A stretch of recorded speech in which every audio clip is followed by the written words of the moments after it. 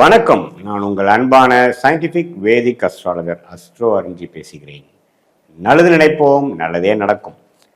இப்போ பார்த்தீங்கன்னா நம்மளுடைய வீடியோஸ் எல்லாம் அறிவியல் சார்ந்த ஜோதிட கருத்துக்களாக பார்த்து கொண்டிருக்கிறோம். சயின்டிஃபிக் வேதிக் அஸ்ட்ராலஜி முறையில் ஒரு கிரகமும் ஒரு கோச்சார அமைப்பில் ராசிக்கு எந்த இடத்துல வந்தால் எது மாதிரி ஒரு தாக்கத்தை கொடுக்கும். அது ஆண்டு கிரகமாக இருந்தாலும் சரி, மாத கிரகமாக இருந்தாலும் சரி, ஒருங்கிணைத்து பார்க்கும் பொழுது எது மாதிரி ஒரு தாக்கத்தை கொடுக்குது. ஏன்னா ராசி தான் பார்த்தீங்கன்னா உங்கள் மனசை குறிக்கக்கூடிய, மனோகாரனை குறிக்கக்கூடிய ஒரு அமைப்பு. ஸோ அந்த ராசிக்கு குரு, ராகு, கேது, சனி போன்ற கிரகங்கள் இத்தனாவது இடம் இந்த மாதிரி பக்கத்தில் வரும் பொழுது, ஒரு இடத்துக்கும் வரும் பொழுது எது மாதிரி தாக்கத்தை கொடுத்து எது மாதிரி வாழ்க்கை சம்பவங்களை அமைத்து கொடுக்க போகிறது அப்படிங்கிறத நம்ம துல்லியமாக சயின்டிஃபிக் வேதிக் அஸ்ட்ராலஜி முறையில் ஒளி தத்துவ முறையாக நம்ம பார்த்து கொண்டிருக்கிறோம். அந்த அடிப்படையில் மேஷ ராசிக்காரர்களுக்கு ஆகஸ்ட் மாதம் 2025 எத்தகைய ஒரு மாதமாக வரப்போகிறது, அமையப்போகிறதுங்கிறது நம்ம பார்க்க போகிறோம். அதுக்கு முன்னாடி நம்ம சேனல் ஃபஸ்ட் டைம் வரவங்க மறக்காமல் சப்ஸ்கிரைப் பண்ணுங்கள். ஸோ தொடர்ந்து நம்மளுடைய சேனலில் வரக்கூடிய வீடியோஸ்லாம் உங்களை அடையும். இப்போ பார்த்தீங்கன்னா மேஷ ராசிக்காரர்களுக்கு ஆண்டு கிரகத்தோட அமைப்பு எப்படி இருக்குன்னா, 7 நாட் சனி ஸ்டார்ட் ஆகி ஒரு 4-5 மாதம் ஆச்சு. ஸோ விரய சனி என்று சொல்லப்படுகிற 7 நாட்டு சனியோட முதல் பகுதி என்று சொல்லப்படுகிற விரய சனி மார்ச் 29, 2022 ஏப்ரல், மே, ஜூன் 3 மாதமாக உங்களுக்கு விரய சனி நடந்து கொண்டிருக்கும் பொழுது விரயங்களுக்கு குறைவு இருக்காது.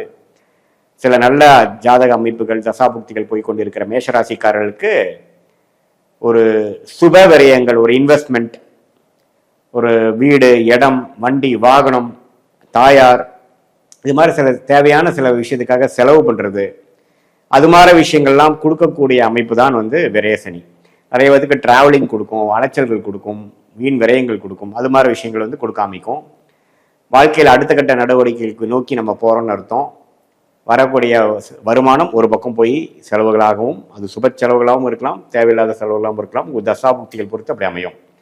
அதே சமயத்தில் குரு 3ஆம் இடத்திலிருந்து 7ஆம் இடம் என்று சொல்லப்படுகிற திருமணஸ்தானம், நண்பர்கள் ஸ்தானம், பங்குதாரர் ஸ்தானத்தை பார்க்கிறார். 5ஆம் பார்வையாக பாக்கியஸ்தானத்தை பார்க்கிறார். அதே சமயத்தில் லாபஸ்தானம் என்று சொல்லப்படுகிற 11ஆம் பாவத்தில் இருக்கக்கூடிய ராகுவை பார்க்கிறார். அது ராகு திசை நடக்கக்கூடிய மேஷராசிக்காரருக்கு அற்புதமான பலனை கொடுக்கக்கூடிய அமைப்பு இருக்கு. ராகு புக்தி நடக்கிறவங்களுக்கு நல்லா இருக்கும். அதே சமயத்துல குரு 3ஆம் இடத்துல இருந்து இது மாதிரி ஒரு அமைப்பு பண்றது நல்ல ஒரு அமைப்பு. ஸோ ஒரு பக்கம் விரயங்கள் இருந்தாலும் ஒரு பக்கம் நல்ல உத்வேகமான ஒரு development, contracts, new businesses, new progress, வாழ்க்கை நல்லா கொஞ்சம் சீராக, ரிலேஷன்ஷிப்பு, எல்லா விஷயமும் நல்லா இருக்கும். திருமண தடைகள் இருக்கிறவங்களுக்கு திருமண தடைகள் நீங்கி திருமணம் அமையும். குழந்தைகளை எதிர்பார்க்குறவங்களுக்கு குழந்தை பேர் கிடைக்கும். இளைய சகோதரர்களுக்குள்ள இருக்கக்கூடிய பிணைகள்லாம் போய் ஓரளவுக்கு நல்லா இருக்கும். முயற்சி அருமையாக இருக்கும். அப்பா மூலமாக வரக்கூடிய சொத்து, அப்பாவுக்கு ஒரு அனுகூலங்கள், அப்பா பையனுக்கு, அப்பா பொண்ணுக்கு இருக்கக்கூடிய அமைப்புகள் எல்லாமே ஓரளவுக்கு நல்லா இருக்கும். பாக்கியங்கள் அதிகமாகவும், மூத்த சகோதர விஷயங்களும் நல்லா இருக்கும். லாபங்கள் பெறக்கூடிய அமைப்புகளாக இருக்கும். ஸோ ஓரளவுக்கு குருவின் சஞ்சாரம் அருமையாக இருக்கிறது ஆகஸ்ட் மாதம் 2025. ஸோ எந்த விதத்துலையும் ஆண்டு கிரகத்தின் பயிற்சி ஆகஸ்ட் மாதம் இல்லை, அதனால அதுவும் தப்பு இல்லை. ராகு 11ஆம் இடத்திலிருந்து குரு பார்வை பெறுவது அற்புதம். லாபங்கள் வரும். அந்நிய சூழ்நிலையில் இருக்கக்கூடிய அமைப்புகள் நல்ல பலனை கொடுக்கும். அந்நியர்களால பெனிஃபிட் வரும். வெளிநாடு பிராணங்கள் மிகவும் அருமையாக அமையும். லாபங்கள், இதுவரைக்கும் நீங்கள் சுப முதலீடுகள் செய்ததுக்கு லாபங்கள் பெறக்கூடிய, எடுக்கக்கூடிய அமைப்பு நல்லா வரும். அதே சமயத்தில் 5ஆம் இடத்துல கேது இருக்கிறது. குழந்தைகளுக்காக சில மெனக்கெடுதல், குழந்தைகளுக்காக சில செலவு செய்வதல், அவங்களை வாழ்க்கையில் செட்டில் பண்ணுவதற்காக சில முயற்சிகளும் ஃபோக்கஸும் பண்ணக்கூடிய அமைப்புகள் கண்டிப்பாக இருக்கிறது. ஸோ மேசராசிக்காரர்களுக்கு ஒரு ஆண்டு கிரகத்தின் சஞ்சாரம் ஓரளவுக்கு நல்லாவே இருக்குது. வாழ்க்கையில் அடுத்தடுத்து உத்வேகத்தோட முன்னேறுவதற்கும், வாழ்க்கையில் சில விஷயங்கள் சரி பண்ணுவதற்கும், வம்பு வழக்குகள்லாம் ஓரளவுக்கு முடிந்து அது மூலமாக தீர்வு பெறுவதற்கும் அருமையான ஒரு அமைப்பு இருக்குது. கொஞ்சம் டிரான்சிஷனரியான டைம் தான். ஏன்னா 7 நாட் சனி ஸ்டார்ட் ஆயிடுச்சு. சில விஷயங்கள் இப்போ ஸ்டார்ட் ஆகிறது பார்த்தீங்கன்னா, அடுத்து வரக்கூடிய ஜென்ம சனி 2027-28 பீக்குக்கு அது வேற மாதிரி மாறி நல்லாவே வாழ்க்கையில் அடுத்த லெவல் ஆஃப் ஸ்டேட்டஸ், அடுத்த லெவல் ஆஃப் ப்ரொஃபைலுக்கு மாறுவதற்கு இப்போ நடக்கக்கூடிய அமைப்பு ஒரு மூல காரணமாக, ஃபவுண்டேஷனாக அமையும். இப்போ மாத கிரகம் என்று சொல்லப்படுகிற ராசி அதிபதி செவ்வாயே பார்த்தீங்கன்னா மாதம் முழுவதுமே 6ஆம் இடத்துல இருக்கார். ஸோ 6ஆம் இடத்துல இருந்து 7ஆம் பார்வையாக, 8ஆம் பார்வையாக ராசியை பார்க்கிறார். அதே சமயத்தில் சனியாலும் கொஞ்சம் பார்க்கப்படுகிறார். ஸோ எப்போ சனியால் பார்க்கப்படுகிற மேஷராசிக்காரர்களோட அதிபதி சனிங்கிறப்போ, செவ்வாய்ங்கிறப்போ கொஞ்சம் ஸ்ட்ரெஸ் இருக்க தான் செய்யும். ஏப்ரலில் சில விஷயங்கள் நீங்கள் எதிர்பார்க்கறதுக்கு வந்து தீர்வு கிடைக்காமல், ஒரு ஆன்சர் கிடைக்காமல், மதில் மேலே இருக்கக்கூடிய பூனை போல கொஞ்சம் சில விஷயங்கள் கொஞ்சம் இருக்க தான் செய்யும். முழுமையாக உங்களுக்கு ஆகஸ்ட் மாதக்குள்ள முழுவு அடையாது. ஏன்னா சனியின் பார்வை பெறுகிறார் ராசி அதிபதி செவ்வாய். அது 6ஆம் இடம் என்று சொல்லப்படுகிற வம்பு, வழக்கு, ருணச்சத்ரு விஷயங்கள், உடல் உபாதைகள், கொஞ்சம் குடுக்கல் வாங்கல், அது மாதிரி விஷயத்துல கொஞ்சம் கேர்ஃபுல்லாக இருக்கணும் அப்படிங்கிறது நம்ம தெரிஞ்சுக்கணும். அதே சமயத்தில் சுக்கிரன் சூரியன்லாம் பார்த்தீங்கன்னா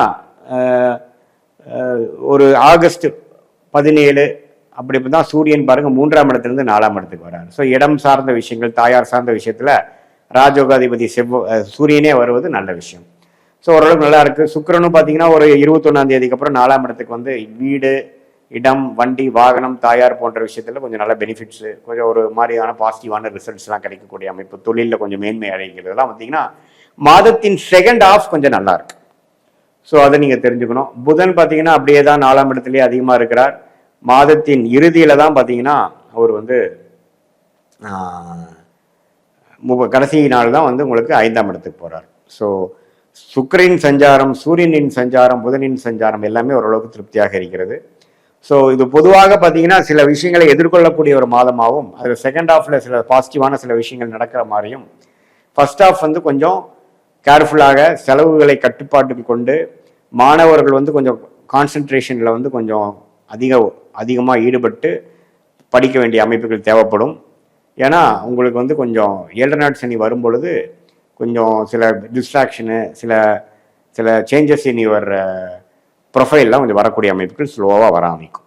ஸோ இதுதான் ஒரு பொதுவான மேஷராசிக்காரர்களுக்கு ஒரு ஆகஸ்ட் மாதம் பலன்களே ஒழிய, இது நம்மளுடைய ஜென்ம ஜாதகத்தில் உங்களுக்கு என்ன தசாபுக்திகள் போய் கொண்டிருக்கிறது, என்ன ராசி, என்ன நட்சத்திரத்தில் பிறந்தீங்க, அந்த எந்த லக்னத்தில் பிறந்தீங்க, மோர் இம்பார்ட்டன்ட் அந்த லக்னத்துக்கு லக்னாதிபதி எப்படி இருக்கிறார், அந்த தசாபுக்திகள்லாம் இப்போ எப்படி போயிட்டு இருக்குது, அந்த தசநாதன் புக்திநாதன் இப்போ கோச்சாரத்தில் எப்படி போயிட்டு இருக்கிறதெல்லாம் ஒருங்கிணைத்து நம்ம பார்க்கும் பொழுது உண்மையே துல்லியமான பலன்கள் வந்து உங்கள் வாழ்க்கையில நெக்ஸ்ட் 6 months 1 year எப்படி வரப்போகுது அப்படிங்கிறது இந்த ஆகஸ்ட் மாத பலனோட சேர்த்தினை வைத்து நம்ம சயின்டிஃபிக் வேதிக் அஸ்ட்ராலஜி முறையில் நீங்கள் பார்க்க முடியும் அப்படிங்கிறத நீங்கள் தெரிஞ்சுக்கணும்.